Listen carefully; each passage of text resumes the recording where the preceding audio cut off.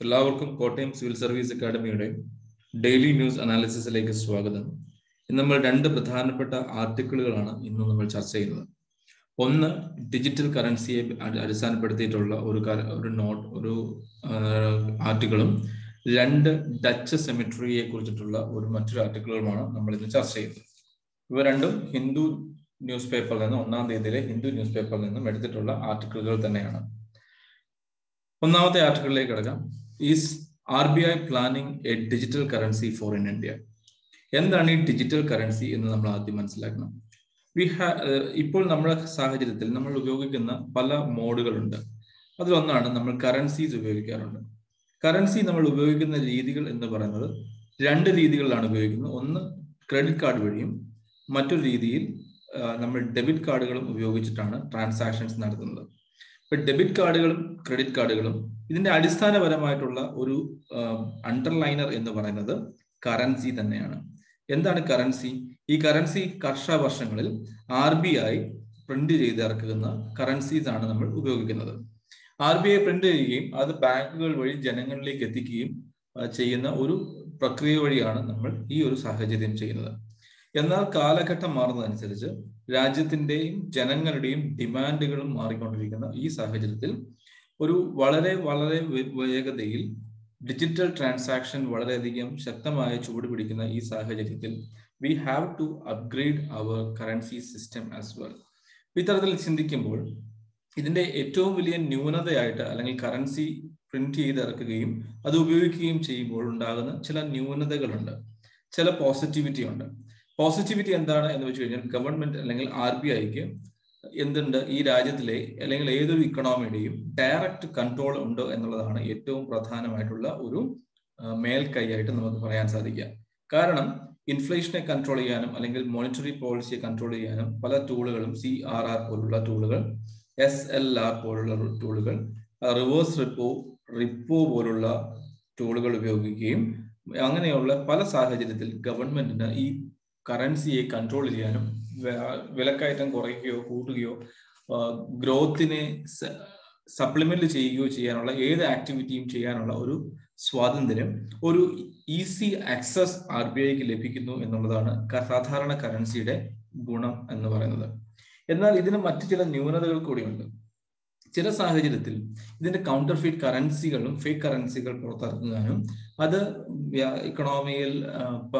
ഇക്കണോമിയിൽ മറ്റു പല മേഖലകളിലേക്കും പടർന്നിറങ്ങുകയും അത് ഇക്കണോമിയെ തന്നെ നെഗറ്റീവായിട്ട് ബാധിക്കാനും സാധ്യതയുള്ള കൗണ്ടർഫീറ്റ് കറൻസികൾ കൂടെ ഈ ഒരു സാധാരണ കറൻസിയുടെ ഒരു സാഹചര്യത്തിൽ ഉണ്ടാകാറുണ്ട്. അത് മാത്രമല്ല, ഈ കറൻസി പ്രിന്റ് ചെയ്യാനും അത് ഡിസ്ട്രിബ്യൂട്ട് ചെയ്യാനുമായിട്ടുള്ള വളരെ വലിയ എമൗണ്ട് മറ്റു രീതിയിൽ പേപ്പറിനായിട്ടും ഇത് പ്രിന്റ് ചെയ്യാനുള്ള സ്പെസിഫിക് മെഷീനറി ആയിട്ടും അതുപോലെ തന്നെയുള്ള ഇങ്ക് വാങ്ങിക്കാനും ഒക്കെ ആയിട്ട് ഒരുപാട് പണം ഗവൺമെന്റ് അതിനു വേണ്ടിയിട്ടും കണ്ടെത്തേണ്ട ആവശ്യകതയുണ്ട്. അപ്പൊ ഇത്തരത്തിലുള്ള പ്രിന്റ് ചെയ്യാനുള്ള പണത്തിന്റെ ആവശ്യകത, അല്ലെങ്കിൽ പ്രിന്റ് ചെയ്യാനുള്ള കോസ്റ്റ് വളരെ കൂടുന്നു, അല്ലെങ്കിൽ അത് ട്രാൻസ്പോർട്ട് ചെയ്യാനുള്ള കോസ്റ്റ് വളരെ കൂടുന്നു, അതിന് സെക്യൂരിറ്റി പ്രൊവൈഡ് ചെയ്യാനുള്ള ഒരു കോസ്റ്റ് വളരെ കൂടുന്നു എന്നത് വളരെ വലിയ ഒരു ന്യൂനത തന്നെയാണ് ഇന്നത്തെ കാലഘട്ടത്തിൽ. അപ്പോൾ അതിനെയൊക്കെ ഓവർകം ചെയ്യുക എന്ന രീതിയിലേക്കാണ് ഡിജിറ്റൽ കറൻസിയുടെ രംഗപ്രവേശനം എന്ന് പറയുന്നത്. ഇത് കഴിവതും എന്താണ്, സാധാരണ കറൻസി പോലെ തന്നെ ഒരാൾക്ക് ഉപയോഗിക്കാൻ പറ്റുന്ന ഒരു മോഡ് തന്നെയാണ് ഡിജിറ്റൽ കറൻസി എന്ന് പറയുന്നത്, which is under the strict supervision of RBI. RBIയുടെ കീഴിൽ ഒരു ഡിജിറ്റൽ കറൻസി,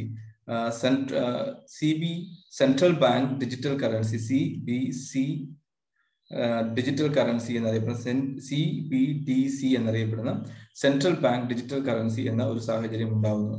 സാധാരണ കറൻസി പോലെ തന്നെ ഇത് ആളുകൾക്ക് ഉപയോഗിക്കാൻ പറ്റുന്ന തരത്തിലാണ് ഇത് ഉപയോഗിക്കുന്നത്. പക്ഷേ ഒരു സാധാരണ രീതിയിലുള്ള അല്ലെങ്കിൽ ഒരു കറൻസി പ്രിന്റിംഗ് സാഹചര്യത്തിലേക്ക് ഈ ഒരു ഇൻവെസ്റ്റ്മെന്റ് ഇല്ലാതിരിക്കുന്നു എന്നുള്ളതാണ് ഏറ്റവും പ്രധാനപ്പെട്ട ഒരു മേൽക്കൈയായിട്ട് പറയുന്നത്. First of all, let's discuss what is central bank digital currency. A CBCD is not different from the cash that we hold in our wallets, except that it exists in a digital form in a digital wallet supervised by central bank. അതായത് central ബാങ്കിന്റെ അല്ലെങ്കിൽ RBIയുടെ കീഴിൽ ഒരു digital wallet system ഉണ്ടാവും. ആ digital വാലറ്റിൽ വ്യക്തികൾക്ക് പണം ഡെപ്പോസിറ്റ് ചെയ്യാം. ഈ ക്യാഷിനെയാണ് നമ്മൾ എന്ത് വിളിക്കാം, ഡിജിറ്റൽ കറൻസി എന്ന് വിളിക്കുക. ഇതിന് മറ്റേതെങ്കിലും രീതിയിലേക്ക് നോക്കുകയാണെങ്കിൽ നമ്മുടെ ആക്ച്വൽ കറൻസി പ്രിന്റിങ്ങിന്റെ ഒരു സാഹചര്യം കോസ്റ്റ് കുറയ്ക്കുന്നു എന്നത് മാത്രമാണ് ഇവിടെ ഉണ്ടാകുന്ന ഒരു മാറ്റം എന്ന് പറയുന്നത്. It is simply a form of fiat currency that is backed by central bank and does not possess any intrinsic value. അപ്പൊ ഏതെങ്കിലും തരത്തിലുള്ള സാധാരണ നമ്മൾ ഉപയോഗിക്കുന്ന കറൻസിയുടെ ഒരു വിർച്വൽ ഫോർമാറ്റ് മാത്രമാണ് ഈ ഡിജിറ്റൽ കറൻസി എന്ന് പറയുന്നത്. ആൾക്കാർക്ക് എന്ത് കിട്ടുന്നില്ല, നമ്മളുടെ ഏതെങ്കിലും തരത്തിലുള്ള നമ്മുടെ ഒരു അണ്ടർലൈനർ ഉപയോഗിച്ചിട്ടുള്ള ഒരു വാല്യൂ കൊടുക്കുന്ന ഒന്നല്ല. സാധാരണ കറൻസി പോലെ തന്നെ സെൻട്രൽ ബാങ്കിന്റെ ബാക്കപ്പിൽ ഉപയോഗിക്കാൻ പറ്റുന്ന ഒരു കറൻസി മാത്രമാണ്, ഒരു ഫോർമാറ്റ് മാത്രമാണ് സെൻട്രൽ ബാങ്ക് ഡിജിറ്റൽ കറൻസി എന്ന് പറയുന്നത്. It is similar to private digital currencies in the sense that people accept these currencies merely because they believe that others will also accept them. It should be noted that RBI's digital rupee will not directly replace the demand deposit held in bank. അപ്പോൾ ഏറ്റവും വലിയൊരു സംശയം ഉണ്ടാകാൻ പോകുന്ന കാരണം നമ്മുടെ traditional ആയിട്ടുള്ള ഒരു ബാങ്കിങ് സിസ്റ്റത്തിന്റെ ഒരു നടപടിക്രമത്തെ ഇത് ബാധിക്കാൻ സാധ്യതയില്ലേ എന്നുള്ളതാണ് ഏറ്റവും വലിയ ഒരു പ്രോബ്ലം ആയിട്ട് പറയുന്നത്. സാധാരണ ബാങ്കുകളുടെ പ്രത്യേകത എങ്ങനെയാണ് വർക്ക് ചെയ്യുന്നത്? ബാങ്കുകളിലേക്ക് ഒരു ഡിമാൻഡ് ഡെപ്പോസിറ്റുകൾ എത്തും. ഡിമാൻഡ് ഡെപ്പോസിറ്റുകളിൽ നിന്നും എന്ത് കൊടുക്കാറുണ്ട്? ബാങ്ക് ലോൺ കൊടുക്കുകയും അതിന്റെ ഒരു റവന്യൂ ഉണ്ടാക്കിയെടുക്കുകയും ചെയ്യുക എന്നതാണ് ബാങ്ക് ചെയ്യുന്ന സാഹചര്യം എന്ന് പറയുന്നത്. എന്നാൽ ഈ ഡിജിറ്റൽ കറൻസി നമ്മുടെ സാധാരണ ഫിയറ്റ് കറൻസിയെ എൻറ്റയർലി അബ്സല്യൂട്ട്ലി റീപ്ലേസ് ചെയ്യുകയല്ല ചെയ്യുന്നത്. പകരം പുതിയൊരു പ്ലാറ്റ്ഫോം ഒരുക്കി കൊടുക്കുക എന്നത് മാത്രമാണ് ഡിജിറ്റൽ കറൻസി ചെയ്യുന്നത്. എന്നാൽ സാധാരണ പോലെ തന്നെ ആളുകൾക്ക് ബാങ്കിൽ ഡെപ്പോസിറ്റ് ചെയ്യുവാനും വിഡ്രോ ചെയ്യുവാനും ഉള്ള അവസരമുണ്ട്. Physical cash will continue to be used by banks and people wishing to withdraw cash from bank can still do so, but they can also opt to convert their bank deposit into new digital rupee. അതായത് ഇവർക്ക് ജനങ്ങൾക്ക് എന്ത് ചെയ്യാം? അവരുടെ പണം നിക്ഷേപിക്കുവാനും ആ പണം ആവശ്യമുള്ളപ്പോൾ വിഡ്രോ ചെയ്യുവാനും എപ്പോൾ വേണമെങ്കിലും വിഡ്രോ ചെയ്യാനുമുള്ള അവസരം സാധാരണ കറൻസിയിൽ ഒരുക്കുന്നതിനൊപ്പം തന്നെ ജനങ്ങൾക്ക് വേണമെന്നുണ്ടെങ്കിൽ they have an opportunity to opt into a new digital currency format as well. ഇതുകൊണ്ട് തന്നെയാണ് നമ്മൾ ഡിജിറ്റൽ കറൻസി എന്ന് പറയുന്നത്. ഇതിന്റെ ഗുണങ്ങൾ എന്തൊക്കെയാണെന്ന് നോക്കാം. Why are central banks issuing digital currencies? Central banks claim that there is an increasing demand for digital currency. Demand കൂടുന്നു എന്നതാണ് സെൻട്രൽ ബാങ്ക് മുന്നോട്ട് വെക്കുന്ന ഒരു വാദം എന്ന് പറയുന്നത്. CBCDs are promised as sovereign backed alternatives to private currencies which are unregulated. അതായത് central ഗവൺമെന്റിന്റെ ബാക്കപ്പോട് കൂടി ഒരു പ്രൈവറ്റ് കറൻസി സിസ്റ്റത്തിനെ ഓൾട്ടർനേറ്റീവ് ആയിട്ട് വരുന്ന ഒന്ന് തന്നെയാണ് സെൻട്രൽ ബാങ്ക്. സോ ജനങ്ങൾക്ക് കൂടുതൽ വിശ്വാസ്യത ഉണ്ടാവുകയും അവർ കൂടുതൽ ഈ ഡിജിറ്റൽ കറൻസി ട്രാൻസാക്ഷനെ ഡിപ്പെൻഡ് ചെയ്യാൻ തുടങ്ങുന്നു എന്നത് തന്നെയാണ് ഒന്നാമത്തെ വാദഗതി എന്ന് പറയുന്നത്. They say central banks have been creating too much money, forcing many to switch to private currencies whose supply is limited by design. Central ബാങ്കുകളുടെ മറ്റൊരു വിശ്വാസമാണ് central bank also believe that the cost of issuing electronic CBCD is far lower than the cost of printing and distributing cash. നമ്മൾ centralised ആയിട്ട് cash print ചെയ്യുകയും അത് ബാങ്കുകളിലേക്ക് എത്തിക്കുകയും ചെയ്യുന്ന ഒരു സാഹചര്യം ഉള്ളതുകൊണ്ട് അത് കൂടുതൽ കോസ്റ്റ് ആവുകയും ഈ CBDC ആണെങ്കിൽ വളരെ കോസ്റ്റ് എഫക്റ്റീവ് ആയിട്ട് ചെയ്യുവാനും അല്ലെങ്കിൽ സീറോ ഇൻവെസ്റ്റ്മെന്റിലേക്ക് നിയറിംഗ് ടു സീറോ ഇൻവെസ്റ്റ്മെന്റിലേക്ക് നമുക്ക് CBDC കൊണ്ടുവരികയും അത് കൂടുതൽ ബാങ്കിന്റെ എഫിഷ്യൻസി കൂട്ടുകയും കോസ്റ്റ് എഫക്റ്റീവ് ആയിട്ട് പ്രവർത്തിക്കാൻ സാധിക്കുന്നു എന്നതാണ് മറ്റൊരു വാദഗതിയായിട്ട് അല്ലെങ്കിൽ ഡിജിറ്റൽ കറൻസിയെ അനുകൂലിച്ചു കൊണ്ട് പറയുന്നത്. Like the reason for introduction of CBDCs is that they can be easily tracked by authorities. മറ്റൊരു പ്രധാനപ്പെട്ട ഒരു അനുകൂല നിലപാടാണ് ഇത്തരത്തിലുള്ള CBDCയെ സെൻട്രൽ ബാങ്ക് ഡിജിറ്റൽ കറൻസീസിനെ കൃത്യമായി ട്രാക്ക് ചെയ്യാനും അതിനെ കൃത്യമായിട്ട് അതിന്റെ അനാലിസിസ് നടത്താനുമുള്ള ഏറ്റവും വലിയ അനുയോജ്യമായ സാഹചര്യത്തിൽ ഏറ്റവും സാധ്യമായിട്ടുള്ള രീതികളിൽ നടത്തപ്പെടുവാനും അല്ലെങ്കിൽ ഏറ്റവും അനുയോജ്യമായ രീതിയിൽ ട്രാക്കിംഗ് നടപടികളിലേക്ക് കൃത്യമായിട്ടും എഫക്റ്റീവായിട്ട് നടത്താൻ സാധിക്കുന്നു എന്നുള്ളതാണ് മറ്റൊരു അനുകൂലിക്കുന്ന നിലപാടുകളിൽ ഒന്ന് എന്ന് പറയുന്നത്. അനുകൂലിക്കുന്ന നിലപാടുകൾ ഒന്നുകൂടെ പറയാം. ഒന്ന്, കറൻസിയുടെ ഡിമാൻഡ് കൂടുന്നു. രണ്ട്, ഈ തരത്തിലുള്ള കറൻസികൾ വളരെ കോസ്റ്റ് എഫക്റ്റീവ് ആയിട്ട് പ്രവർത്തിക്കുവാൻ ബാങ്കുകളെ സഹായിക്കുന്നു. മൂന്ന്, ഏതെങ്കിലും തരത്തിലുള്ള മാൽ പ്രാക്ടീസുകളെ ട്രാക്ക് ചെയ്യാനും കർട്ടൈൽ ചെയ്യാനും, അതായത് ഈ ഡിജിറ്റൽ കറൻസിയെ ട്രാക്ക് ചെയ്യാൻ ഈസി ആയിട്ട് ട്രാക്ക് ചെയ്യാനുമുള്ള ഒരു സാഹചര്യം കൊണ്ടുവരുന്നു എന്നുള്ളതാണ് മറ്റൊരു പ്രാധാന്യം എന്ന് പറയുന്നത്. What are risk in adopting CBCD? എന്തൊക്കെയാണ് risk? Central bank fear that people may begin withdrawing money from their bank account as CBCD become more popular. കൂടുതൽ ആളുകൾ പണം വിഡ്രോ ചെയ്യുന്നു എന്ന് ഏറ്റവും വലിയ ഒരു പ്രോബ്ലം ആയിട്ട് വന്നേക്കാം എന്നൊരു സാഹചര്യം ഉണ്ടാകും. That means people may switch from traditional bank account to the digital currency account. പത്രത്തിലേക്ക് പോകുമ്പോൾ ബാങ്കുകളുടെ പ്രവർത്തനത്തിന്റെ ഭാവി വളരെയധികം ബുദ്ധിമുട്ടുണ്ടാകും. കാര്യം ഡിമാൻഡ് ഡിപ്പോസിറ്റുകൾ കുറയുകയും ചെയ്തു കഴിഞ്ഞാൽ ബാങ്കുകൾക്ക് എന്ത് ചെയ്യുന്നു, ബാങ്കുകളുടെ ഫണ്ടിങ്ങിൽ കുറയുകയും അത് eventually will be resulting in law crediting as well അല്ലെങ്കിൽ ലോ ലോൺ പ്രൊവൈഡിങ് എന്ന ഒരു സാഹചര്യത്തിലേക്ക് എത്തിക്കുവാനുള്ള ഒരു സാഹചര്യമുണ്ട്. That means banking traditional banking system ഒരു സാച്ചുറേറ്റഡ് ലെവലിലേക്ക് മാറാനുള്ള ഒരു സാധ്യത ഈ വിദഗ്ധർ കാണുന്നുണ്ട് എന്നുള്ളതാണ് മറ്റൊരു റിസ്ക് എന്ന് പറയുന്നത്. Many depositors currently use the bank accounts to safely store their money. When CBCD can serve the same purpose, people could move money out of bank. That could check this is the interest offered by bank. അതായത് ഇത്തരത്തിൽ ആളുകൾ അവരുടെ surplus എമൗണ്ടുകൾ, surplus മണി സാധാരണ park ചെയ്യുന്നത് എവിടെയാണ്? Bank അക്കൗണ്ടിലാണ്. ഇത്തരത്തിലുള്ള ഒരു ഡിജിറ്റൽ കറൻസി അല്ലെങ്കിൽ ഡിജിറ്റൽ ബാങ്ക് അക്കൗണ്ടിലേക്ക് എത്തുമ്പോൾ people will switch their deposit from traditional bank to the new digital currency bank account. അത്തരത്തിലുള്ള സാഹചര്യം ഉണ്ടായാൽ സാധാരണ ബാങ്കിൽ നിന്നും പണം വിഡ്രോ ചെയ്യുകയും ബാങ്ക് ഒരു സാച്ചുറേറ്റ് ലെവലിലേക്ക് പോകുന്ന സാഹചര്യത്തിലേക്ക് എത്തുകയും ചെയ്യും. ആ സാഹചര്യത്തിൽ ചെയ്യാൻ പറ്റുന്ന ഒരു കാര്യം ട്രഡീഷണൽ അക്കൗണ്ടുകളിൽ കൂടുതൽ എമൗണ്ട്, കൂടുതൽ ഇൻട്രസ്റ്റ് പ്രൊവൈഡ് ചെയ്യുക എന്നുള്ളതാണ്. അത് എത്രത്തോളം പ്രാവർത്തികമാണ് എന്നുള്ളത് വളരെയധികം കാത്തിരുന്ന് കാണേണ്ട ഒരു വസ്തുതകൾ തന്നെയാണ്. The withdrawal of bank deposit can also affect the amount of loans created by banks. നമ്മൾ ഇവിടെ പറഞ്ഞതുപോലെ അതായത് ഡിമാൻഡ് ഡെപ്പോസിറ്റുകൾ കുറയുമ്പോൾ ഡിമാൻഡ് ഡെപ്പോസിറ്റിന്റെ ഒരു അംശമാണ് ലോണുകളായിട്ട് കൊടുക്കുന്നത്. ഈ ലോണുകളായിട്ട് കൊടുക്കുന്നതുകൊണ്ട് പലപ്പോഴും ലോൺ അവൈലബിലിറ്റി കുറയുകയും പലപ്പോഴും പുതിയ ഇൻവെസ്റ്റ്മെന്റുകളിലേക്ക് വരാൻ ബുദ്ധിമുട്ടുകളിലും പുതിയ ഇൻവെസ്റ്റ്മെന്റുകളിലേക്കുള്ള ഫണ്ടിങ് ഷോർട്ടേജുകളിലേക്കും ഒക്കെ ഉണ്ടാകാനുള്ള ഒരു സാധ്യത വളരെയായിട്ടുണ്ടാകും. However, this could happen not simply because banks will have fewer cash deposit to lend to borrowers. Contrary to popular belief, banks do not loan out actual cash deposit. Instead, they can use cash deposit as a base on which they create pyramid of electronic loans far in excess of the cash deposit. ഇപ്പൊ ഇത്തരത്തിലുള്ള ഒരു സാഹചര്യം വരുമ്പോഴത്തേക്ക് അവർക്ക് traditional bank അക്കൗണ്ടുകളെ അല്ലെങ്കിൽ bank ഡെപ്പോസിറ്റുകളെ ഒരു basic minimum requirement ആയിട്ട് കണക്കാക്കുകയും ഒരു ലോണുകൾ പ്രൊവൈഡ് ചെയ്യുമ്പോൾ പലപ്പോഴും എന്താണ് ഒരു ഡിജിറ്റൽ കറൻസിയെ ഡിപ്പെൻഡ് ചെയ്യുകയും ചെയ്യുന്ന ഒരു സാഹചര്യം ഉണ്ടാക്കിയെടുക്കുകയാവാം ചിലപ്പോൾ ചെയ്യാൻ സാധിക്കുന്ന ഒരു ഏറ്റവും നല്ല ഒരു ഓപ്ഷനായിട്ട് വിദഗ്ധർ ചൂണ്ടിക്കാണിക്കുന്നത്. Bank hold lesser cash in their vault than what their deposits and borrowers could demand from them.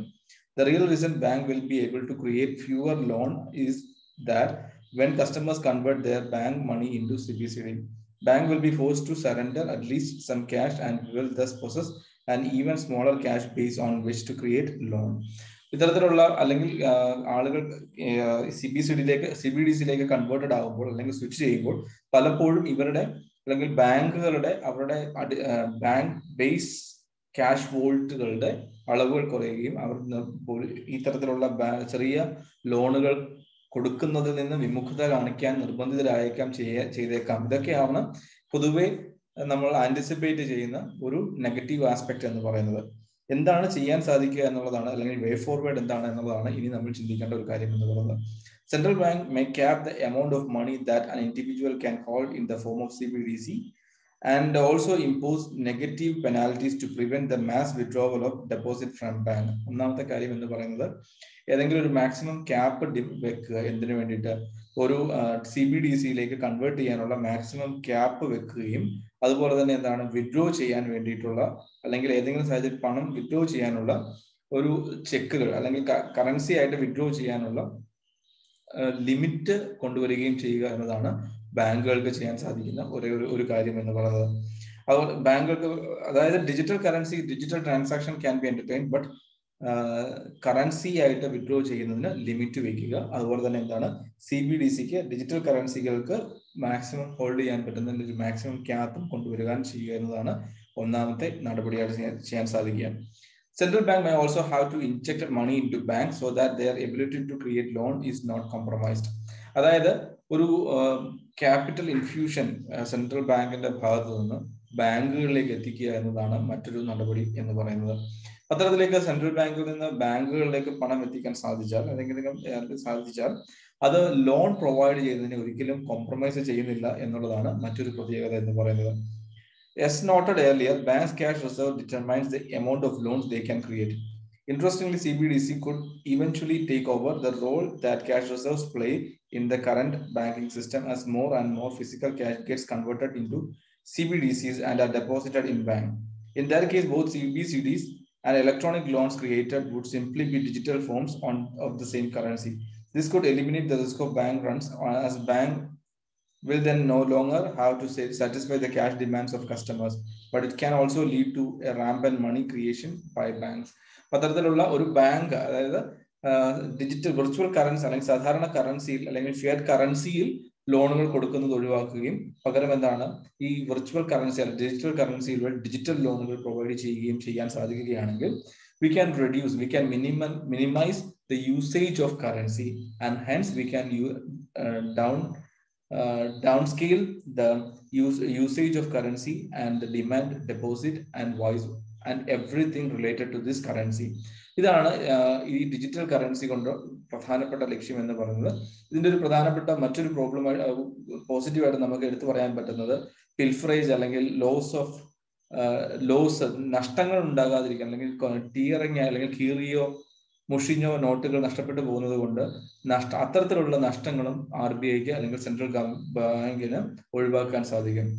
അതുകൊണ്ട് തന്നെ എന്താണ് ചെറിയ കറൻസികൾ, ചെറിയ ഡിനോമിനേഷൻ കറൻസികൾ മാത്രം പ്രിന്റ് ചെയ്യുകയും അത് മാത്രം സർക്കുലേറ്റ് ചെയ്യുകയും ചെയ്യുന്ന ഒരു സാഹചര്യത്തിലേക്ക് എത്തുമ്പോൾ ഹയർ എമൗണ്ടിലേക്ക് കറൻസികൾ വരുന്നത് കൊണ്ട് കൂടുതൽ ട്രാക്കിംഗ് കൊണ്ടും ബ്ലാക്ക് മണിയുടെ ഇൻഫ്യൂഷൻ കുറയുകയും ചെയ്യാനുള്ള ഒരു സാഹചര്യം വളരെ പോസിറ്റീവായിട്ട് നമുക്ക് കാണാൻ സാധിക്കും. That's all about digital currency for India. അടുത്ത ഒരു പ്രധാനപ്പെട്ട പോയിന്റ് ആണ്, ഇത് പ്രിലിംസിനൊക്കെ ചോദിക്കാൻ സാധ്യതയുള്ള ഭാഗമാണ്. Archaeological Survey of India breathes life into 17th century Dutch cemetery. Among the oldest colonial cemeteries in the country, it holds over 200 graves dating back to 1656. 1686 മുതലുള്ള ഏകദേശം 200ഓളം വരുന്ന കുഴിമാടങ്ങളാണ് ഈ കൊളോണിയൽ സിമെട്രീസ് നമുക്ക് കാണാൻ സാധിക്കുന്നത്. ഇത്തരത്തിലുള്ള ഒരു സാഹചര്യത്തിൽ ഏറ്റവും പ്രധാനപ്പെട്ട ചിലതാണ് ബംഗാളിലെ കൊൽക്കത്തയിലെ ഹൂഗ്ലി നദിക്കെതിരെ അടുത്തുള്ള ചില സിമെട്രികൾ. ഒരു ഡാനിഷ് സിമെട്രി നമുക്ക് കാണാൻ സാധിക്കുന്നുണ്ട് അറ്റ് സെറാംപൂർ. ഇതൊരു മാച്ച് ദ ഫോളോവിംഗ് ആയിട്ട് ചിലപ്പോൾ ചോദിച്ചേക്കാം. ഡാനിഷ് സിമെട്രി നമുക്ക് എവിടെയാണ് കാണുന്നത്? സെറാംപൂരിലാണ് നമുക്കുള്ളത്. നിങ്ങൾക്ക് ഒരു ഇന്ത്യൻ മാപ്പ്, ഒരു ഫ്രീ മാപ്പ് എടുത്തതിന് ശേഷം സെമിട്രീസിനെ കുറിച്ച് ഒരു മാപ്പ് നിങ്ങൾക്ക് ചെയ്യാൻ സാധിക്കുകയാണെങ്കിൽ കൂടുതൽ ചിലപ്പോൾ ചോദിച്ചാൽ UPSC പ്രിലിംസിനൊക്കെ ചോദിച്ചാൽ ഉത്തരം എഴുതാൻ സാധിക്കുന്ന ഒന്നാണ്. മറ്റൊരു രീതിയിലേക്ക് നോക്കും, നിങ്ങൾക്ക് ഈസി ആയിട്ട് 2 മാർക്ക് അവൈൽ ചെയ്യാൻ സാഹചര്യമുള്ള ഒന്നാണ്. മറ്റൊരു സിമെട്രിയാണ് ചിൻസുര എന്നറിയപ്പെടുന്ന ഒരു cemetery, and started its intra-Asian trade in spices, cotton and indigo. However, in 1825, when Dutch Commissioner BCD Bowman surrendered Chinsura to the British government, most of the monumental architecture of the Dutch was destroyed. ഈ ചിൻസുറായിൽ ഒരു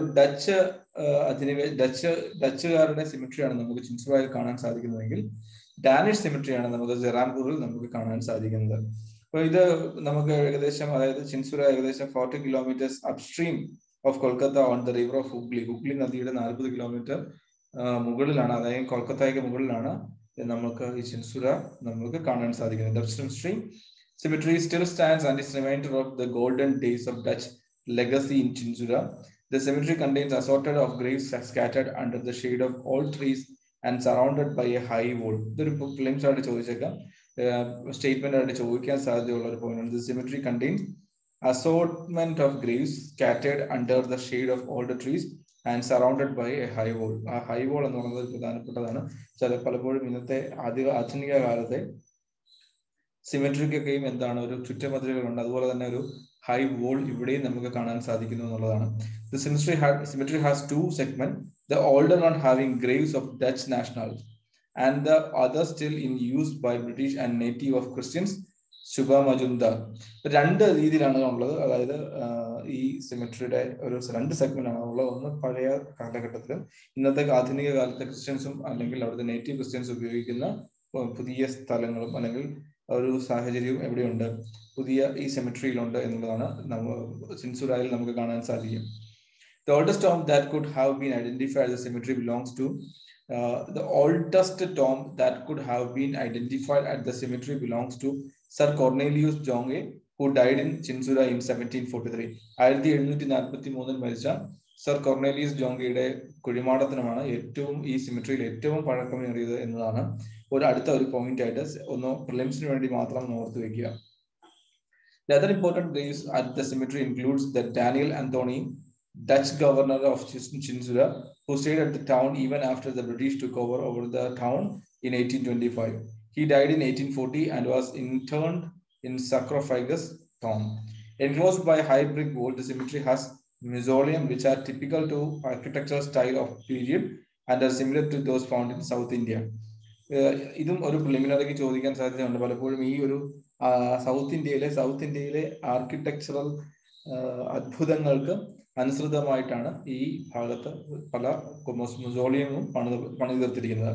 The southern part of the cemetery's compound is home of 24 extant Dutch tombs, which are of 3 types: pyramid tombs, tomb box, and plain grave stones. ഇത്രയും 3 തരത്തിലുള്ള രീതികളിലാണ് അവിടുത്തെ symmetry പണികഴിപ്പിച്ചിരിക്കുന്നതും ഒരു പ്രിലിമിനറിക്ക് ചോദിക്കാൻ സാധ്യതയുള്ള ഒരു ചോദ്യമാണ് അല്ലെങ്കിൽ ഒരു സ്റ്റേറ്റ്മെന്റ് ആണ്. ഇത് രണ്ടും ഓർത്ത് വയ്ക്കാൻ ശ്രമിക്കുക. ഇപ്പോൾ ചെയ്യാൻ സാധിക്കുന്ന ഏറ്റവും നല്ല നടപടി എന്ന് പറയുന്നത് ഇത്തരത്തിലുള്ള സിമെട്രീസിന്റെ ഒരു മാപ്പ്, ഒരു ഫ്രീ മാപ്പ് ക്രിയേറ്റ് ചെയ്യുകയും അത് കൃത്യമായിട്ട് വായിക്കാൻ ശ്രദ്ധിക്കുകയും വീണ്ടും വീണ്ടും റിപ്പീറ്റ് ചെയ്യാൻ ശ്രമിക്കുക. This is totally absolutely for preliminary examination. Please go through these articles into news articles and make your own notes. Have a great day. Thank you.